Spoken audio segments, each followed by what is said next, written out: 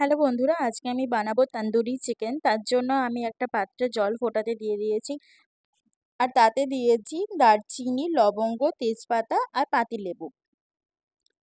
জলটা ভালো মতো ফুটে এলে তারপর আমি তার মধ্যে লেগ পিসটা দিয়ে দেবো। কারণ আমরা যেহেতু বাড়িতে ফ্রাইং প্যানে করবো, তার জন্য সেভাবে ভালো মতো সেদ্ধ নাও হতে পারে। ওই জন্য আগে থেকে একটু সেদ্ধ করে নেওয়াটাই ভালো।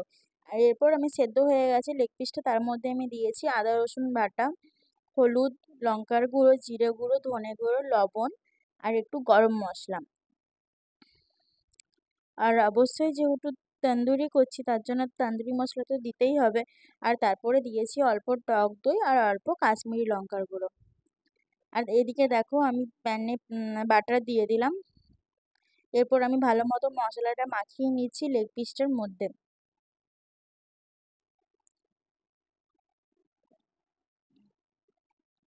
আমার ভালো মতো মাখানো হয়ে গেছে আর এদিকে বাটারও গরম হয়ে গেছে। আমি এরপর লেগ পিসটা ফ্রাইং প্যানে দিয়ে ভালো করে উল্টে পাল্টে ভেজে নিতে হবে, যাতে কোনো রকম কাঁচা মশলা না থাকে। আর এভাবে করলে একটু কাঁচা মশলা থাকার সম্ভাবনা থাকে।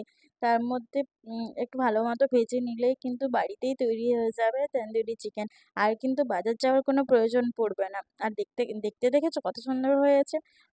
বাড়িতেই বানিয়ে ফেলুন এরকম tandoori chicken. Thanks for watching.